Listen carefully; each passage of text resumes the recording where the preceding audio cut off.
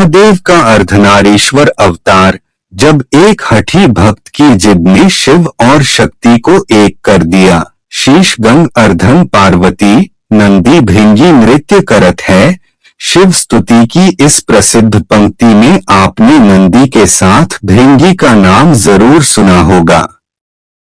पर क्या आप जानते हैं कि ऋषि भृंगी कौन थे और उनके कारण ही महादेव को अर्धनारीश्वर रूप क्यों लेना पड़ा? यह कहानी है एक भक्त की अदम्य लेकिन कट्टर भक्ति की।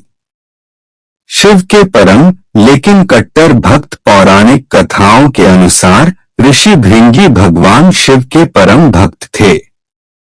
उनकी भक्ति पवित्र थी, लेकिन वे महादेव के अलावा किसी और को, यहाँ तक कि माता पार्वती को भी नहीं पूजते थे।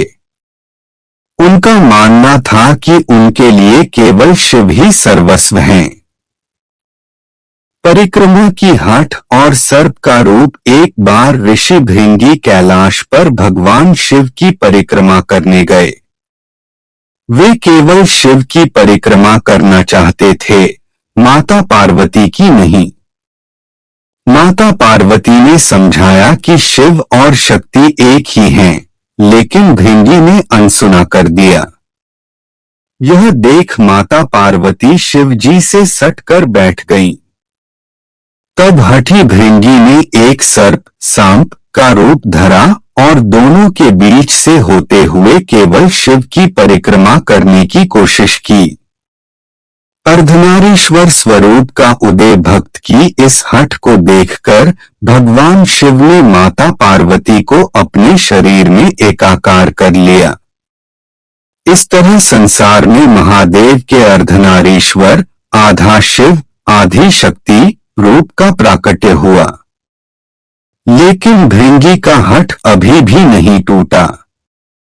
गुस्से में आकर उन्होंने एक चूहे राट का रूप धारण किया और शिव पार्वती को बीच से कुतरने लगे ताकि वे अलग हो जाएं। माता पार्वती का भयंकर श्राप ऋषि के इस कृत्य पर आदिशक्ति को क्रोध आ गया। तंत्र साधना और विज्ञान भी कहता है कि शरीर में हड्डियां नसों का निर्माण पिता से और रक्त मांस का निर्माण माता से होता है। माता पार्वती ने श्राप दिया, जो शरीर तुम्हें अपनी मां स्त्री तत्व से मिला है वह तत्काल तुम्हारी देह छोड़ दे। श्राप के तुरंत बाद भृंगी के शरीर से सारा मांस और रक्त गिर गया। वे केवल हड्डियों का ढांचा रह गए और निढाल होकर जमीन पर गिर पड़े। पश्चाताप और तीसरा पैर खड़े होने की क्षमता खो चुके भृंगी को तब अपनी भूल का एहसास हुआ। उन्होंने रोते हुए मां पार्वती से क्षमा मांगी।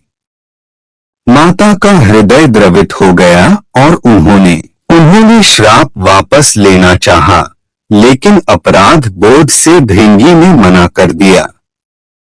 तब महादेव और माता ने उन्हें खड़े रहने और चलने के लिए सहारे के रूप में एक तीसरा पैर प्रदान किया।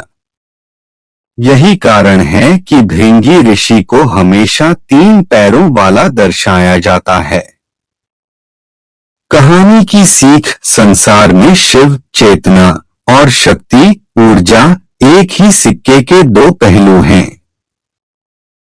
पुरुष और प्रकृति एक दूसरे के पूरक हैं, उन्हें कभी अलग नहीं किया जा सकता। बोलो शिव शक्ति की जय।